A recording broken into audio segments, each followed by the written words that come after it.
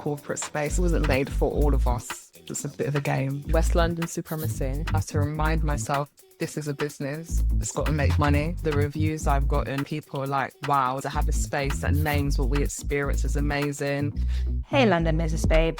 This community is built for us and by us to ungatekeep your next move and life in the city. If you never want to miss out, subscribe to the Substack where episodes will land straight in your inbox. Now, grab a cup of coffee or your favourite beverage and let's get into today's interview. Welcome to Coffee and Oysters, the London Business Babe podcast, where we get you together with business tips that actually work and let you know where it's worth tapping your oyster around the city. Today, I have a very special guest. Her name is Wesleigh-Jane, and she is the founder of Sisters Protect, a community supporting early careers women thrive through corporate. She does this through offering consultancy that works, workplace support journals that sell, and the online classes. She also works in finance by day. We are so excited to have you here with us. Ooh. How's your week going? Thank you for having me. My week's been good so far. It's been nice and relaxed. But I think it's quite fitting given that we're coming up to the bank holiday. Yeah, it's that famous period. It's like April, May, where there are just like 10 bank holidays and just no one does anything. Yeah. Okay. Yeah, but the rest is needed. Absolutely. How are you? No, not too bad, thank you. It's also a slightly leisurely week on my side. I'm sort of in between projects kicking off, but of course no one can get anything signed off during this period because everyone's on annual leave. Yes. So Yes. I was like, I guess I'm on annual leave too. Exactly my predicament. But yeah, I'm so excited to have you on today because I feel like you are someone who has taken what you've learned and you're like actually doing it now in real life. Yes. Like, so for people listening, you did a BA at Manchester and your focus is on like inequality throughout modern history and economics. And now you've gone on to start this network supporting minorities in corporate workspaces. Like, Absolutely. how tell us about that journey, and is there anything interesting that from your like academic learnings that you kind of see in real life through the support that you give? Yeah, I think that my journey is a bit crazy, but it also sort of makes sense. I feel like it's quite fitting for me. When I was at Manchester and I studied history with economics, my whole focus the whole time was looking at like minorities history. Some may say global majority, because when you actually look in the history, very, very interesting.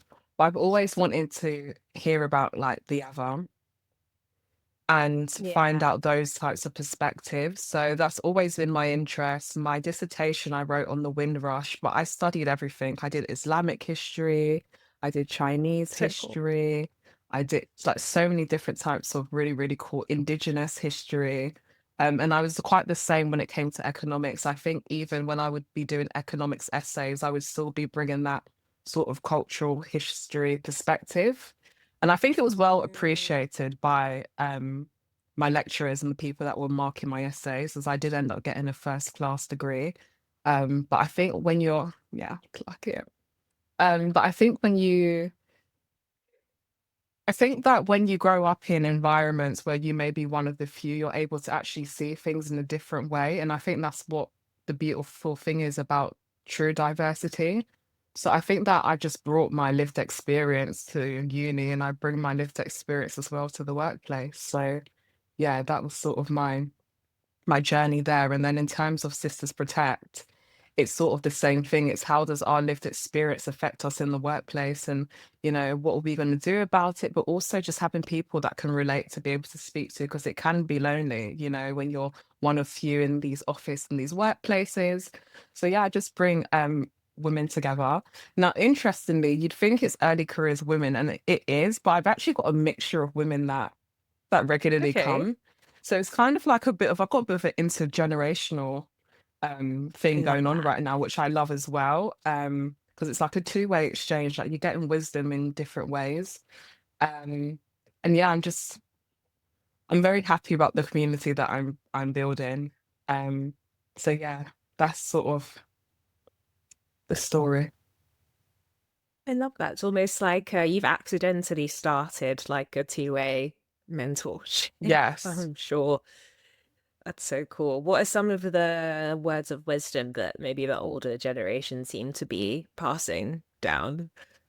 I think it's more so a thing where everything that we're experiencing now, they've been through and they know. Mm. So I think it's sort of them coming with that perspective. I had a really, really good online session with a lady called Fajani. She's American, so it was really interesting to get that corporate America experience.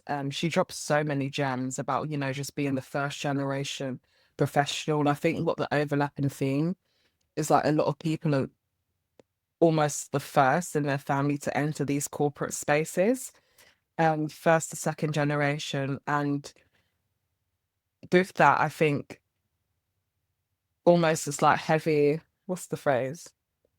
Heavy is the head that wears the crown in a way. Yeah, Um, yeah. but I think what's interesting, and something that she said that was really interesting, is actually like our own cultural experiences shape how we even show up into the workplace. For example, she said something along the lines of, for example, in the Black community, we are raised to be very, very grateful. And sometimes where gratitude is an amazing thing, it could be also a bit of a hindrance inside the workplace where we think, oh, thank you.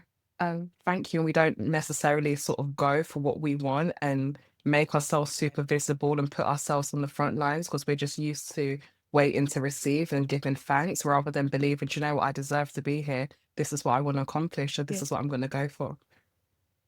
Or even deserving more than you've been given. Yes, definitely. Okay. And so tell us about the birth of Sisters Protect. Was there a standout moment where you're like, oh, we need to build community here. There is a need for this. Yeah, I definitely think so. I think for me, I was just going through my own experiences where it just felt like I was jumping through 100. When they say you have to work 10 times, I literally felt like I was working 10 times harder and I was having to jump through so many hoops and hurdles that others were not, and only to just get a fraction so far. And I think when I started to be open to some of my friends and people around, I realized I was not the only person going through it. So I think what is beautiful about Sisters Protect right now is it's not super huge. It's quite small and intimate, but I think that there's a real benefit of having like a small and facilitated and intimate in a way strategy circles and sessions that we host every month, every 1 to 2 months is you actually realize that all you need is like maybe one person to relate. And when you have 5 people being able to relate, 8 people being able to relate, and me also just going to my friends and my family and just speaking to so many people about my experiences, I actually realized, oh, I'm not the only one. And I think that that was a big catalyst for Sisters Protect. I know that we have so many communities in the UK, which is beautiful. But I always felt like some of these communities were more so, I don't know how to explain it, like fun and entertainment. It was more so like socializing, I don't know, like Mm. an arts group, or I've met like Soca groups and they go on walks in London and they play Soca music out loud to get in shape Oh, for carnival. And you've got ones where people want to meet okay. new friends and like speed dating and all of these different types of communities, which I think is amazing. But, you know, at what point do we speak about the workplace? And I understand that, when people log off and they clock out, they want to clock out and they want to log off. But at the same time, I feel like if there's something that's hindering you from wanting to be inside the office, wanting to be inside the workplace, people go on sick leave for stress and anxiety. And one of the major factors that induces stress and anxiety is the workplace. And I thought, okay, well, Yes. if these are things and this is a real thing, then what are we going to do about it? And I think that's where Sisters Protect came in because I just wanted to have a community where we could just discuss different things that we go through, where we can hold each other to account of some Mm. of our career goals and the things that we're looking forward to, but also just getting off like some of the anxiety, some of the situations that just didn't feel right. And most importantly, like actually leaving with tangible skills of this might be a situation or a scenario that you may experience or be in, but this is how you can approach it, how you can deal with it, how you can take some ownership. You leave feeling very like grounded Yes. and like you've got an action Yeah. plan and Because these everything. situations are going to happen, unfortunately. I think one of the hard realities and truths about the corporate space is it actually wasn't made for all of us to enter, to No, walk through, it to was be in. not. If it was, then we wouldn't have social mobility schemes and all of these different types of apprenticeships and programs and opportunity days and interning and things to get people from marginalized communities in, whether that's to do with your race, your gender, your class, your disabilities, etc. So yeah, I think Sisters Protect is needed and that we need to discuss these things and be like, okay, maybe it wasn't intended for us to be there. And maybe in the systems and in the institutions it can be felt. But as you said a bit earlier, it doesn't mean that we don't deserve to be there, that we don't deserve to want more. It's just that we're all dealt different cards and you've just got to know your cards to play. I think in the workplace it's a bit of a game. Yeah, it almost seems like you almost created an alliance, it seems. I was gonna say group therapy, but I think it's deeper than that. It's like it's it's like coaching as well. Yeah. You're peer coaching each other, Yes. which is incredible to see. And like what are some of the common topics that come up in your circles, which look really great, by the way. I was having a look through your social media earlier. It's like a really cool, like it's a healthy number of people who turn out. It's like not too big, not too small. Um, but what are some of the key themes that you see kind of coming up and again and again? I think among a lot of the women that are there in their early careers, it's anxiety around having to study for a professional qualification in addition to having to work a 9 to 5. It's a bit of a different and a unique experience, especially being a first generation professional to enter the corporate workplace. I think for some of the older women, it's that they thought that they'd be further than they are at present. And yeah, I think that even just how I structure the strategy circles, it's all around a different theme anyway. So we've spoken about decoding performance reviews, and we've spoken about trying to remember getting the most out of HR. We've spoken about so many things. And we've got one coming up about identity, perception, and power in the corporate workplace, because I really want to touch into Okay. intersectionality. Very cool. Is there a grand vision of what you would love Sisters Protect to turn into? I definitely think the vision is to just continue growing, continue having lots of different types of women there. I think sometimes people think that, oh, it's a minority thing, it's for minority women. I see it and hear it come up a lot, and I can understand why people would perceive it that way. But I think that sometimes, and that's what we're going to be touching on in April at the end of the month, allyship. I think sometimes we can't just be the only ones that push things forward. You have to have allies, you have to have sponsors, mentors, people from different cultures, backgrounds to push it forward. I think that why the rhetoric forms around it being a minority thing is because, fortunately, unfortunately, it is minorities that experience some of the things that we go through and that we speak about and delve into at Sisters Protect. So I definitely say the goal is to continue to grow in the community um, outwards in terms of numbers, but also the types of people that attend. I think that it does us all justice being able to be in a safe space where we can delve into these topics where some people feel uncomfortable. Hearing some certain things or being around certain topics. I think that the other thing, it may not necessarily be a goal, but I feel like as long as people pay to come and people want to come, it's something that I'm going to continue doing, whether the numbers are small or big. But I know that we are going to continue Yeah. growing the more that we go into these things, the more I get content, the more I push it out on social media. I know that people are going to want to come, but I think sometimes taking the leap in faith is a big one. Absolutely. Absolutely. Yeah. Yeah. At the end of the day, a lot of the time, especially in the early stages, I can kind of relate with this podcast. It's not necessarily about just the numbers, but the deepness of the Yes. connections and the And the impact that you're quality. making, right? If two people come We're gonna have a great to a session. strategy set and stuff, Yeah. is exactly, and those two people might work for XYZ, and then suddenly you're doing a workshop. Like, you never know. You really never know with these things. So, Absolutely. and so are people finding you mainly through social media, or is it like word of mouth? Like, how's it working at the It's moment? a mixture, actually. I think some of it is social media, but quite a few people are coming through word of mouth, um, Mhm. which also I think makes me feel even prouder than just receiving people through social media, because it actually means that people that are in the room really appreciate it. They see the benefit and they want to share it with others. Um, and then, yeah, I think that's always a good way for business to grow. It's quite underrated, actually, word of mouth.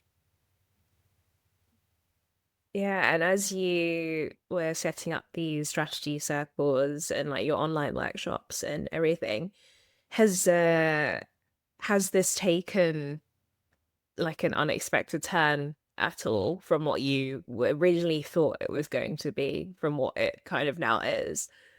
Yeah, I think so. I think originally I thought that maybe it would work as like a membership thing. It didn't quite Mm. materialize. I think that just running it like as an event um has worked much, much better.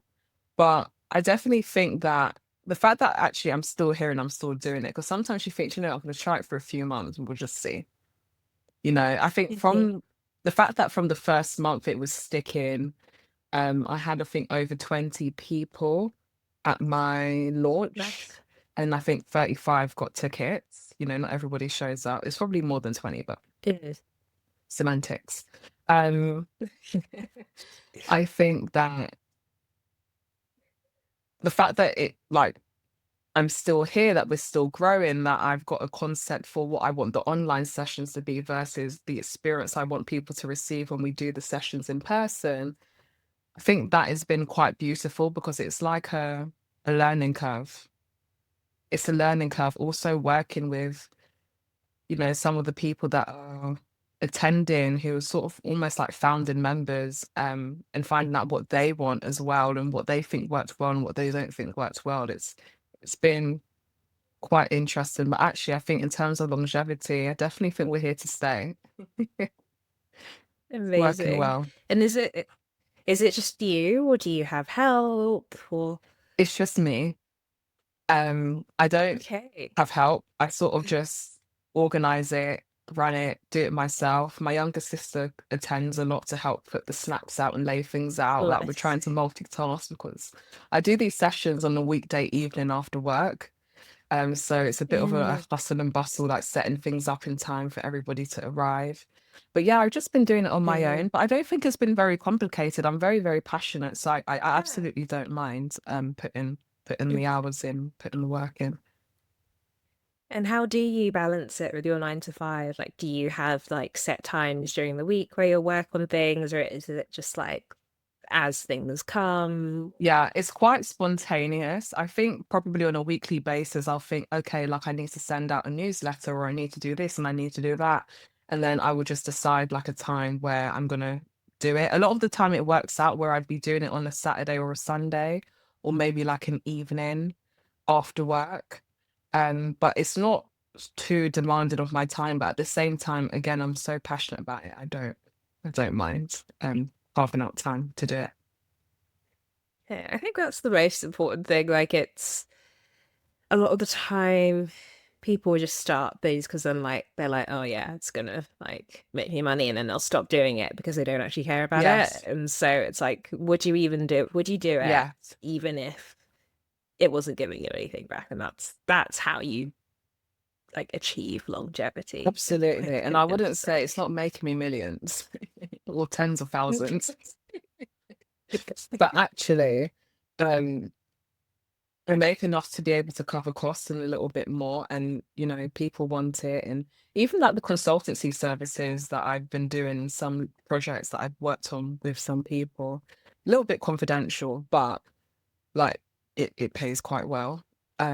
So yeah, in terms of making money, because at the same time, I want to give back, and I Yeah. think a lot of the time when ethnic minorities are creating business concepts, it's because of, I don't know, maybe you couldn't find a foundation shade for yourself, or maybe like when you were growing up, you grew up in like this type of environment and you didn't have a garden, so da da da da. Or I've just heard things all around. And I think a lot of the time Mhm. we're trying to like solve a problem or make an experience better that we've uniquely experienced. And there's nothing wrong with that. But at the same time, sometimes I have to remind myself this is a business. It's got to make money. Yeah. So as much as you want to sell a Yeah. ticket for £1, sometimes, you can't. God. Space higher doesn't care Yeah. how much you want to give Yeah. back. So. And like, so what is the business model? You sell tickets for like, it's like online events, in-person events, and then what? And then I guess as a side, as a byproduct, you sometimes do consulting and Yes. like is like talk to Yeah, us about that's how you basically make it. money. I've got sort of three revenue streams. The first one is the strategy circle, which is quite active in that I have to do something regularly for it and to prepare for it. Mhm. And that is just events. It's like an event. I sell tickets for Eventbrite. People purchase a ticket and they attend, and then we have like a closed facilitated conversation running through a different theme of lived experience that may disproportionately affect us in the workplace, going through case Mm. scenarios, just to sometimes eradicate the shock factor that people feel sometimes, to know that, oh my gosh, that can happen in the workplace. Yes, it can, and it Yeah. does. And we're going to talk about it. So we know if we're in that situation, what we can do about it, or we know others that are in that Mhm. situation, how we can support them. And that is mainly the strategy circles. I have two forms, so I do them online or in person. The online, I more so have a guest speaker that comes in and just sort of leads and drops so many different types of gems. And then the in person one is just more so giving like the women a space to feel like they can vent, they can Mhm. free their mind, and that actually it's a safe space where they can speak, because you don't always want to go home and be like, Mom, they're doing this to me, they're doing that to me. Sometimes you don't always want to tell your friends and your family sort of what you're going through where work is concerned, but Sisters Protect, especially in person, just allows space for that in like the first 30 minutes for everyone to just delve in, like, where are we at with work and our careers. And Yeah. then the second revenue stream is I have this career support journal, which people purchase. Some people Gorgeous. that have not attended, sorry, the strategy circles have purchased this journal. It's really beautiful. It's Mm. double-sided. I have mine on my coffee table.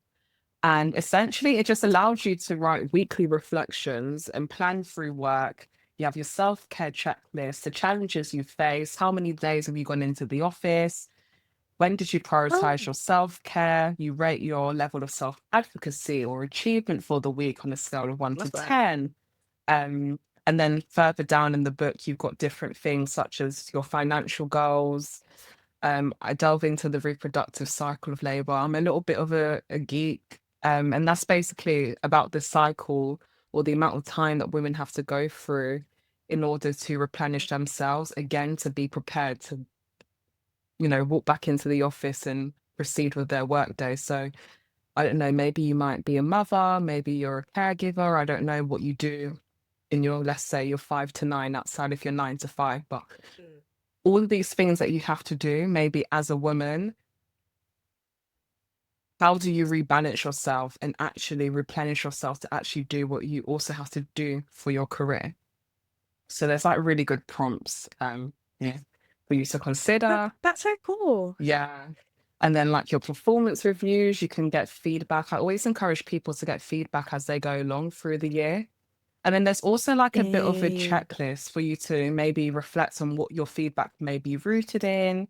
So like the first three things on here is tone policing, discomfort with my confidence, changing expectations after I've already met them. Again, it's thinking about the things that maybe the marginalized woman would go through.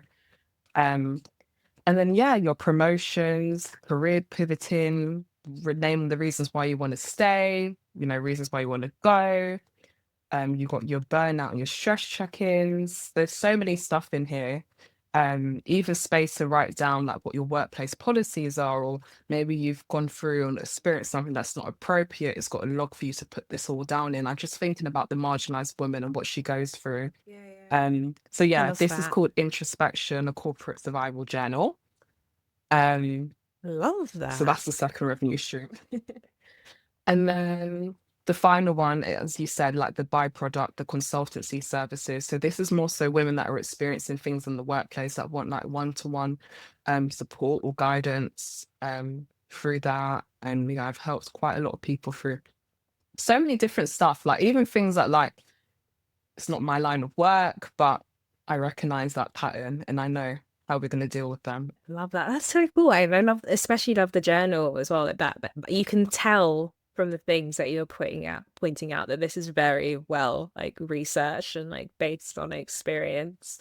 Very And intentional. I'm interested. Yeah, and like so the work that you do is so like deeply impactful. Like, do you have any standout moments that people have come back to you with? Because where you've like made a change in how someone's approached something at work or a goal that someone has gone for, off the back of coming to the circles and the sessions or even the book. Yeah, definitely. I think in like the feedback and some of the reviews I've gotten, like people are like, wow, like to have a space that names what we experience is amazing. With the consultancy services, sometimes like how impressed they are comes out with like how much extra they pay me. I've been in a bit of awe of like how much I receive, like, okay, Oh, thank you you. got a little tip at the Yeah, like end. little Love little bit that. tip. And Okay. then yeah, I think people just actively enjoy it, and I do receive like active feedback. I think I seek it, but also I receive it a lot. So yeah, I think a lot of people Yeah. are quite happy. And, it's always great when like let's say friends or family support, but then when you have people and strangers that you don't know supporting and really enjoying or also recommending you to others, and like that's yeah, it's kind of mind blowing. Again, it's small, but it's so mighty and so impactful. So I'm so proud of it. It's like my little baby.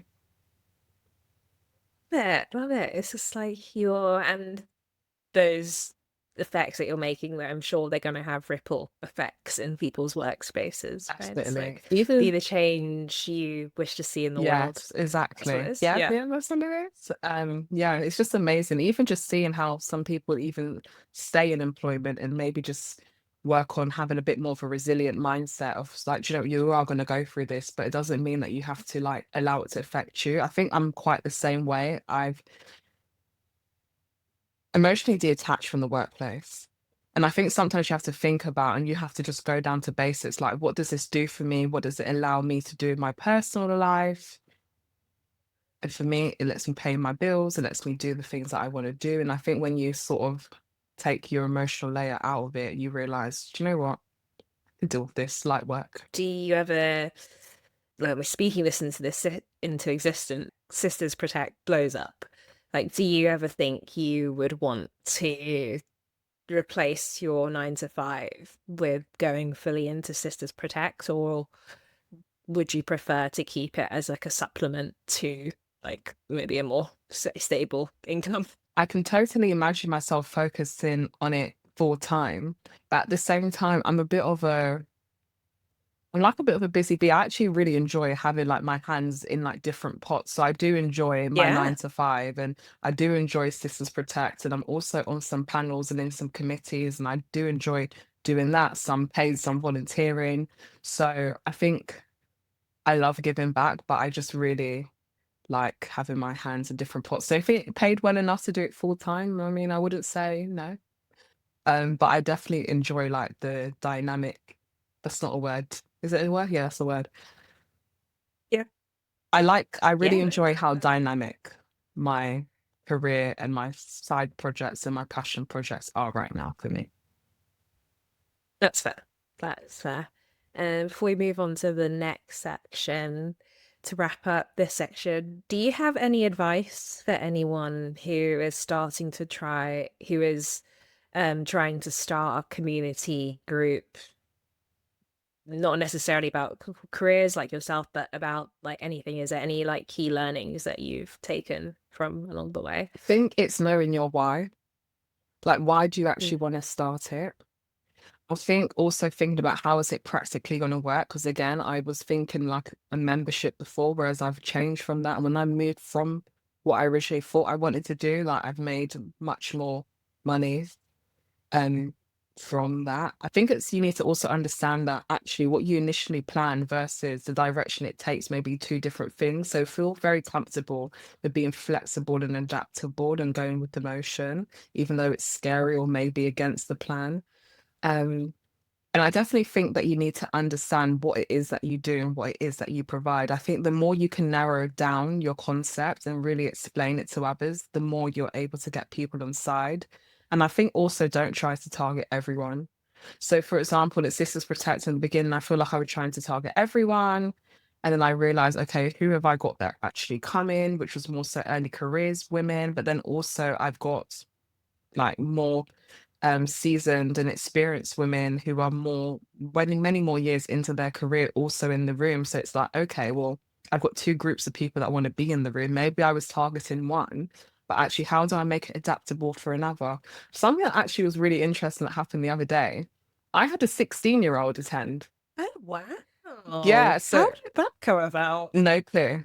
No clue. I think she saw us through TikTok and like we had to actually Oh, I adapt love in the that. room. And as we were going around and we speaking about the prompts and the case scenarios to do with the workplace, I would be like, okay, like tell me about your GCSEs. Like, are you using AI? Because this session was about AI and we was just tailoring things that works for her.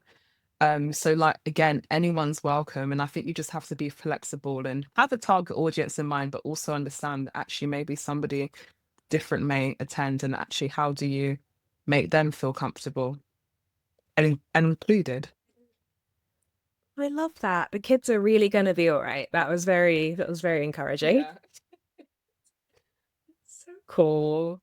But you know what? Like that kind of mindset training and confidence building, it does need to start from an early age. And so Mhm. I'm sure that 16-year-old is going to take those skills and that confidence and what you talked about and is going to be able to apply that not just to school, but then applying to university if they're going to university and then the jobs that they get and so forth. So Yeah, I'm in start all them young. actually. Yeah. Maybe a new wing. Yes, Maybe a new wing for you. absolutely.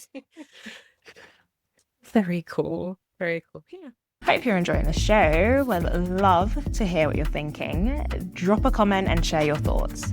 Even better, if you're loving the show, take 2 seconds to rate us 5 stars wherever you get your podcast. It really helps other people find us. And if you want to be a guest, details in the show notes on how to sign up.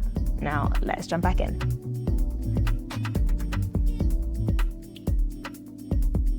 Thank you so much for sharing your business journey with us. Now we are going to dive into things that bring you joy. I always start this section with music. There is a Spotify playlist. People can go onto the Substack and sign up, and you'll get it straight into your inbox with all of these songs. But what is your ultimate hype song? That is such a good question. Uh, What is my ultimate hype song? I think soca music. I think soca music would be like the peak of hype songs, and songs that always make me feel happy. And there's one called Wrong Name, brackets Kim, very old school, very old soca, but Think I know it, but I you like probably if do. I've seen it written down, but like I need to hear it. But I think yeah, Yeah, and that very always yeah no so makes me feel in the mood and, feel like, oh, people are going through worse, but life is so much better. So let's just let it go. Yeah. yeah yeah I don't know if you're a runner, but playing Soca if you're going on a run, like you will smash a PD. Yes. Like let me Yes. tell That you. is me in the gym, literally soca music at the gym. That's all I listen to at the gym. Yeah, it really Amazing. helps you hit a personal best. Sometimes I'm like, is my heartbeat racing because I'm running, or is it racing because of the music that I'm listening to? Like, yeah, but I love it. Amazing. Amazing. Have you seen there's that group. like going to Granny's. Yeah, I They actually do attended it, like, the Soca Orchestra. It's amazing. I had so oh, much okay. fun. I'm very close to buying Highly tickets for this recommend. You for their wouldn't Easter regret one it. this weekend. Go, Okay. Okay. go, 100%. And now, personal policies. Do you have any personal policies that keep you just like grounded and saying, like, this is my boundary? Yes. I feel like I've got quite a lot of boundaries and standards, but I think that you're supposed to.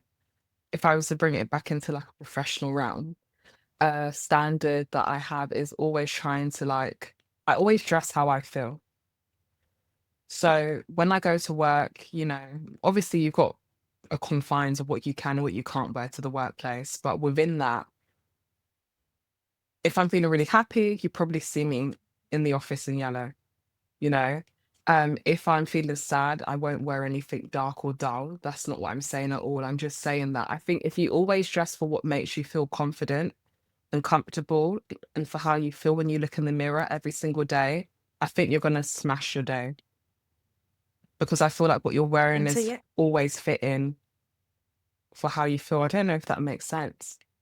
So I get that. I yeah, get that. I had like a performance review and I dressed quite nicely for it, to be fair. And actually, something happened in it that was like a little bit unexpected, a little twist, little turn. Something I could have anticipated, but fine. But actually, I think just the way how I felt with how I looked just allowed me to actually just power through the unpredictability in such a confident way. So I think you should always just Yeah. dress for how you feel because you will always be comfortable.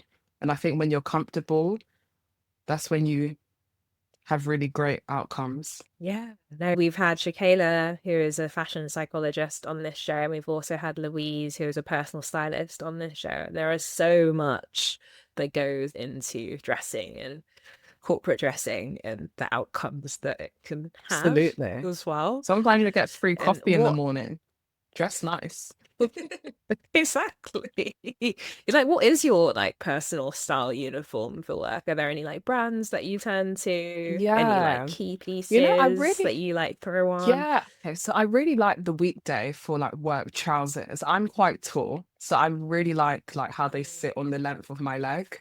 Um, in terms of dresses, I like Hobbs, LK Bennett, Reese, all of those sort of boutique high street brands. I feel like you can never go wrong with them.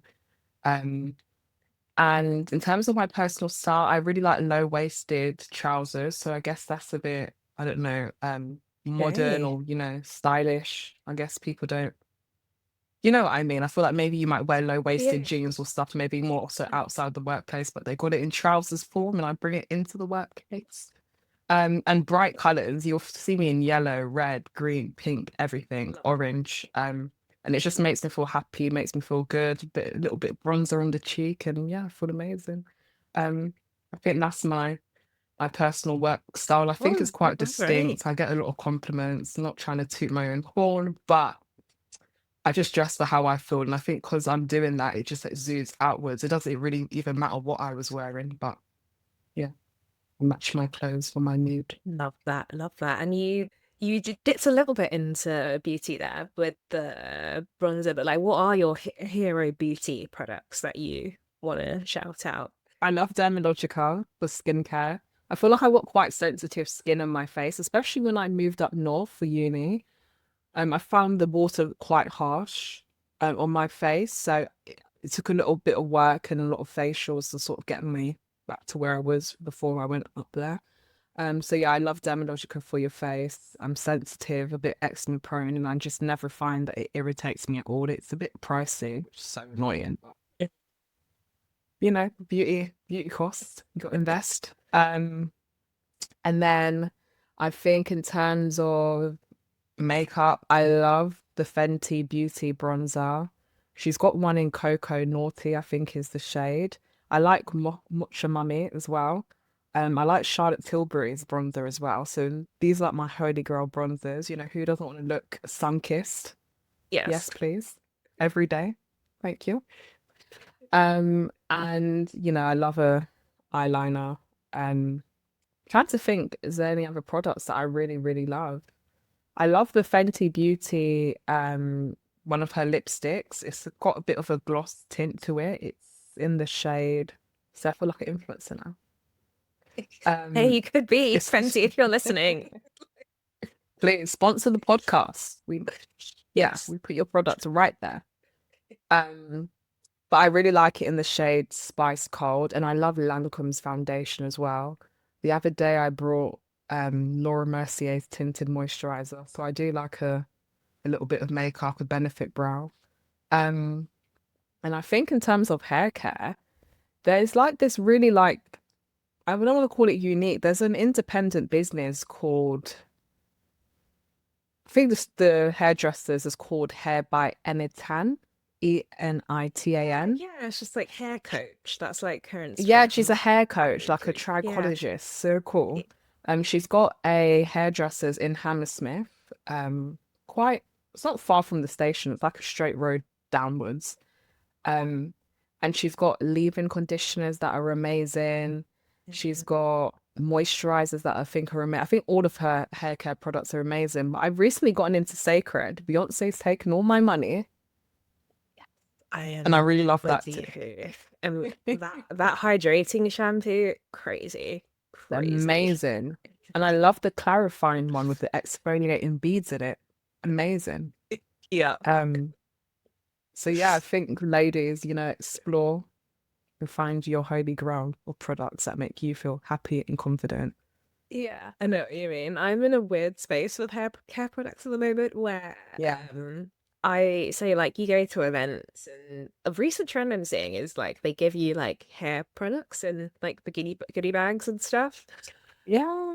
And so like I'll try them out, but sometimes they just like won't. They're just I'm sure they're great for some people for my hair, they're just like not the best. And so Yeah. I'm kind of trying to like use those up so I can get Yes. back to like buying the The stuff I things you know. really like that your hair loves, that it just Yes, nourishes it's it and just eats it up. exactly. So it's Yeah. like, how can I finesse these like not so good, just extra gel, extra Yeah. like, It's yeah. it's difficult. I think like when it comes to hair and also your natural hair, it's kind of a bit difficult to find out what's the perfect formula for you that doesn't flake your hair. Do you know what I mean? That gives it the shine that you want. I think I experienced the same because I cut my hair off twice in the end of 2024, mid 2025. I was in like a bit of a similar place of like exploring, how can I what do I buy to really like accentuate this short look that I'm doing right now? Yeah. But yeah, it's like a trial and error. It's definitely a trial and error. Yeah. But you have to just keep trying because then you'll get what works for you. But then what works for you one week, your hair doesn't love the next week. It's quite unpredictable. I don't know if anyone's got it like narrowed down, but I don't. Yeah, it's crazy. Or even just like down to the water in your shower. Like, always we have a water filter in our shower, and I just realized my hair recently was just like it was just not good. It was just not responding how it normally does, and it's because the filter needed to be changed. Change the filter, next hair wash, and I was like, aha, so Amazing, we're yeah, back. Yeah. we're See? back. It's Trial and error. crazy. That's how it goes. But now, before we talk about tech, I have to let the people know for any Notion girlies in the audience, I run a monthly Notion Academy, Big Notion Energy Academy. If you want to join us and learn about the latest Notion releases, please check out the show notes. But for you, what is in your tech stack? Like, what makes you like more productive and helps you run Sisters Protect? I know earlier you talked about Eventbrite, but are there other tools that help you kind of just get things done? Yeah, I discovered Facebook. Well, not, sorry, wait, that sounds crazy. I didn't discover Facebook, but I discovered that on Facebook there is a function called something like a schedule manager where you can actually like schedule your post for what time you want it to be and it will post it on Facebook and on Instagram, which for me is amazing because sometimes I'm not like always around to like specifically post at a certain time. Maybe I'm at work, maybe I'm not super mobile. So that is something that I really, really like. Google Sites as well, the little tips, what I wish I knew about it earlier. You can actually put your www.website in it and create a website from Google Sites that people can access, and it's free of charge. I wish that I knew that earlier. I was paying like, I think, $35.99 a month for a website when could have used Google.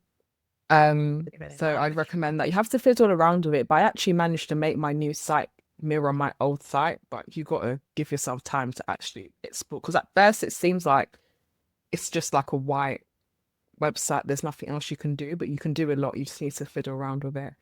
Okay. I love Canva. I use Canva to create my posters and my flyers that I post on Instagram to let people know what we've got going on, but also to encourage them through posts. I try to build it up of what they can expect when they attend, and go into like the topic in a bit of depth for the month.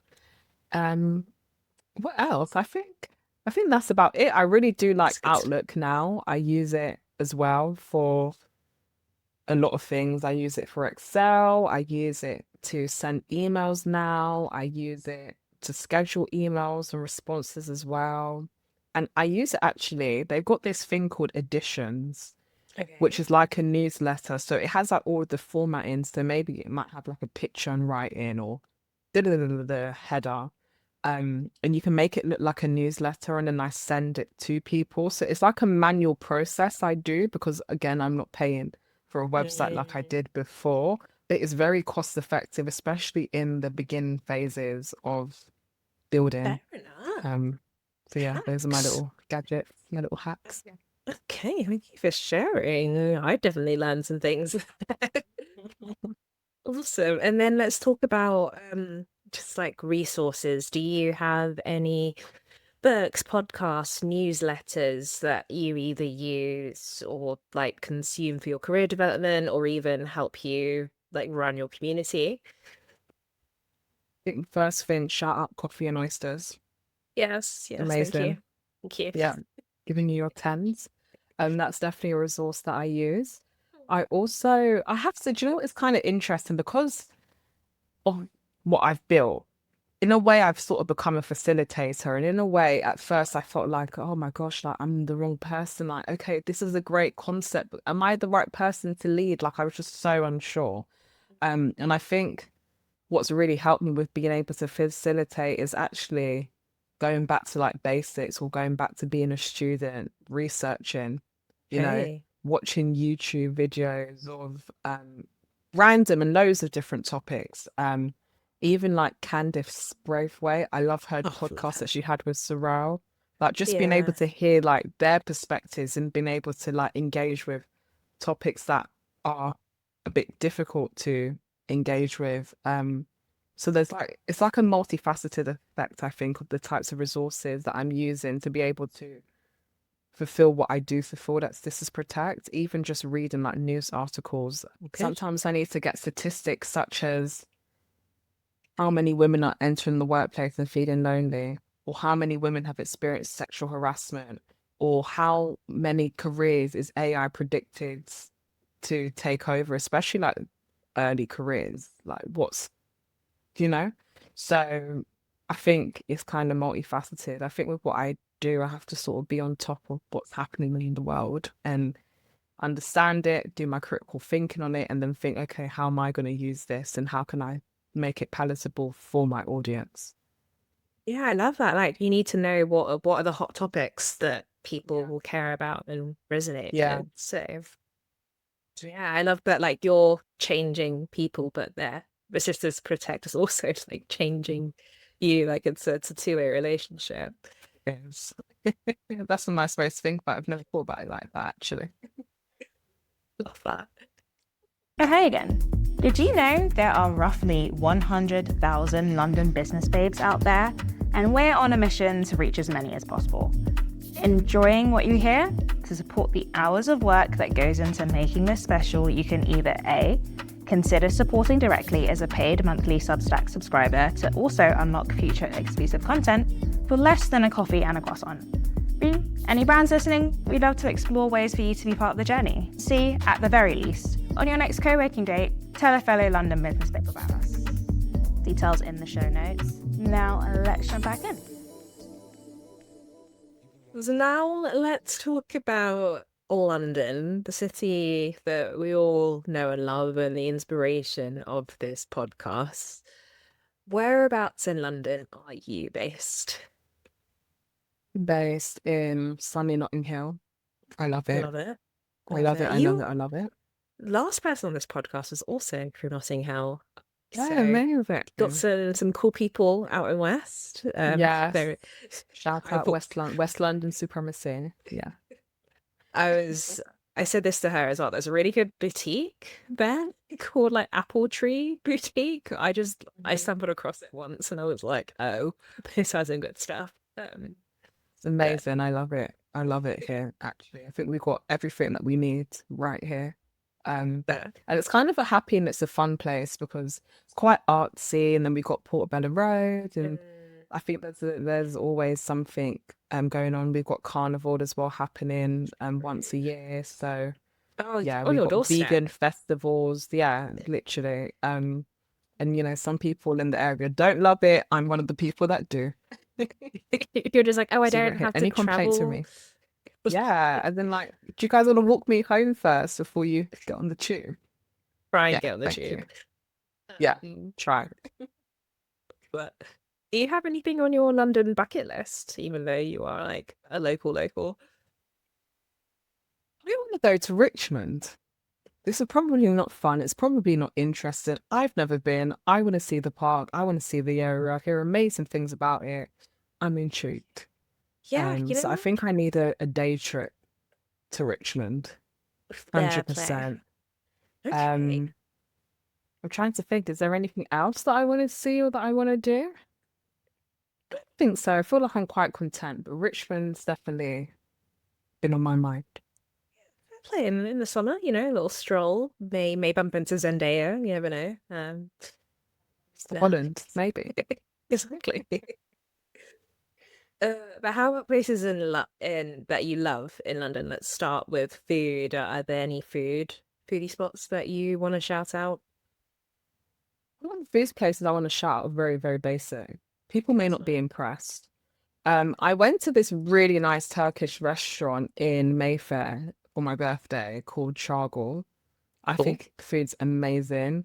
They've got like a lounge, like a nightclub as well Yeah. downstairs. They've got like an area for private dining upstairs, like the booths, everything. I felt like I was in Greece.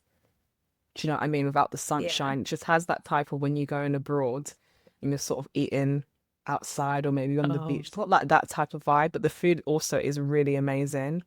The service is amazing. I would definitely shout them out. But I'm also quite boring. I love a burger and lobster. I think yeah. it's a classic. Can't go wrong. Some people may disagree. I love it. No complaints. Um, and there's so many other places. I feel like London's one of those places where you sort of have explored a lot and done a lot, so then you forget Mm. actually what's here and what's there. So I'm sorry that I didn't have like a better answer. It's all But good. We keep it yeah, real. yeah, and I like the coat, bit French, Oh yeah, you cannot go wrong with little coat brasserie. Yes, It will always be exactly, fine. exactly, Like it's 100%. fine. It's I safe. love, yeah, exactly. I love Spitalfields Market as well. I love all of the different foods that they've got going down in there. And shout out Shoreditch as well. They've got a lot of amazing restaurants there that are within like a reasonable budget. I remember going to like a really nice Malaysian place down there. Yeah. But yeah, we love Little London. Yeah. What a And how joy. about absolutely? How about the cafe scene? Are you into the cafe scene much? I don't think I am. I'm not gonna lie. I know I mentioned coffee earlier on because it's what people do and people say. If someone wants to buy me a coffee, I'm like, take a peppermint tea. So yeah, and I'm not really into the cafe scenes. I think this as well because I don't really drink coffee. I've never tried matcha. I feel like I'm just not curious. Like I That's love the hype and I believe the hype, but I'm just like not ready yet. that is fair. You've got to start sweet with matcha, I think. Yeah, Like definitely. lean into the syrups and Yeah, then okay, slowly work your noted, way back. noted. And I think in terms of cafes, I think like if you want to study and stuff like that, sometimes it's actually just now nice going into a hotel and sitting down in the lounge. Yes. Do you have And any the Dorchester's lovely, the Claridge's, just go somewhere nice, manifest as well whilst you're working.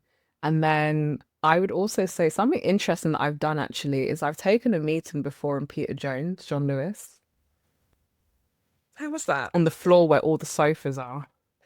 Pick a sofa, sit down. Amazing. Obsessed. Amazing. They didn't like Yes. move you on or anything. No one moved me on. Nobody was interrupting. Everyone's walking in the background. So yeah, I think be bold, experiment, occupy space, take your meetings. Love that. And so we know you run your own collective, Sisters Protect, but are you part of any other like collectives or like spaces that you want to shout out? I was speaking earlier about a community and they go for like a walk on a Sunday. It starts in Clapham Junction. They walk all the way to Brixton and then they go out and have like a nice little lunch somewhere local. That community is called Studio 23 and it's Okay. run by a really lovely lady called Cheyenne. I think she's a bit popular on TikTok as well. I think that's what's helped her grow her community as well. Okay. So people may have like unintentionally potentially seen her videos.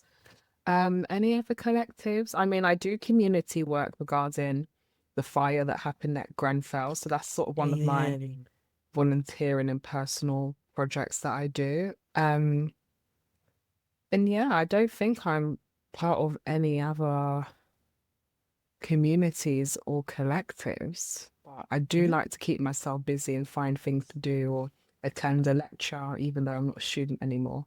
Maybe I need to get a master's. It's like Maybe I need to maybe go just back. casually, just like maybe just add it to the list. Yeah. But yeah, I like going to also networking events. There's good like networking communities as well. I'm trying to think of some. There's someone called Ebenezer, and he's got a community in a way called 5 to 9. And it's actually like a bit of a party, like a post-work Fair enough. party. But like you can go there and you can network, shout him out.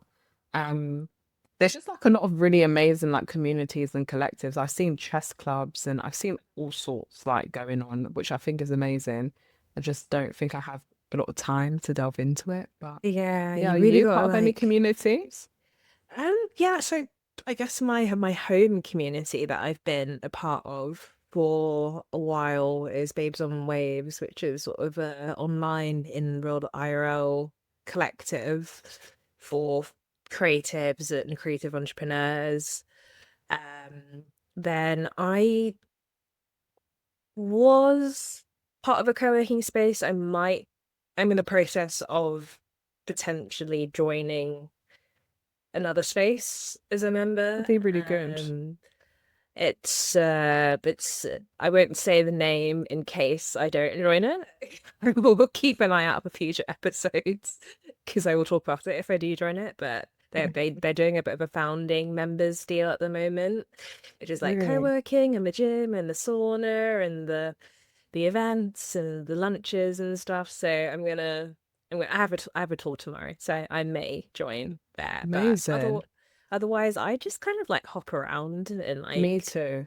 choose And I actually something. remembered another one. I know that you had Jo Wong on your podcast before. She's Yes. got a community as well called Let's Grow BFF. Amazing Absolutely. community. She's an amazing Shout out lady to Jo. entrepreneur and all of the above. Yes, shout out to Jo. Love her. But yeah, I'm like you. I sort of bounce around and float around because I'm also like studying alongside work. I'm doing accountancy, so like my time can sometimes be like I have no time. But when I do have time, I like to fill it up and just search around what's on this week.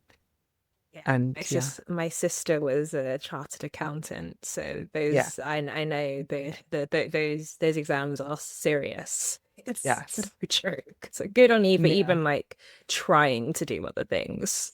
Thank you. Awesome. Don't worry if it's a lot to take in. All of the amazing tools, spots, and recommendations mentioned by our guests can be found in the Coffee and Oysters guide. Details in the show notes. Well, let's wrap up. I like to say that we are our own biggest cheerleaders and each other's biggest cheerleaders. What's a recent win of yourself that you're proud of and of someone else in the community that you're proud of? A recent win that I'm proud of is definitely regarding like my performance review, how I advocated for myself. And once I found out Love something, I that. got ahead of it. I think, when people are able to drop some little gems or like the inside tea, especially if it may not be super correct or something as you recall, yeah, get ahead of it. So I think I'm very proud of myself with that, and that I didn't need to be like phoning people first for advice. And actually was like, do you know what? I know how to sort this out. And I think a lot of that has also come from Sisters Protect as well. Mm. Like I'm prepared. We spoke about performance reviews before. I've seen what could happen before.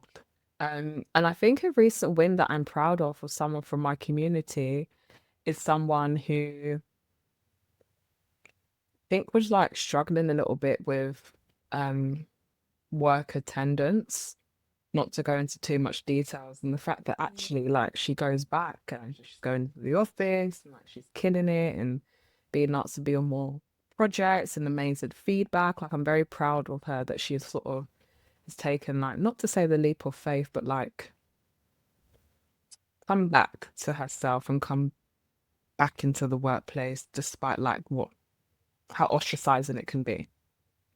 So I'm very proud of her for Yeah. doing that. It can be very hard to do. Love that. Love that. Just good energy all round. It's That's why I wear yellow. That's how I'm feeling. And then I always like to say, you never know who's listening. Is there anything that you would like to plug, and is there anything that you need help with? Really good question. I think the first thing I definitely want to plug is our social media. So you can find us at Sisters Protect You, YOU, on Instagram. You can find us at Sisters Protect on TikTok. And also you can have a look at our website, www.sistersprotect.com. I do update it every now and then. If there's anybody that's like a social media guru or a creative and they're good at flyers, they've got any like ideas, pointers, suggestions, I would always welcome that. Again, we're a small business, not a huge budget, but if you're out there and you resonate and you want to Mm. participate, then I definitely welcome that. But I'm also always welcome to like collaborations. I've done a couple in the past, and I think if there's synergy, there's overlap, then I'm more than happy to like put some money together, put some ideas together, and like we throw an event, and hopefully let people feel much better leaving than they did when they walked in. So Yeah.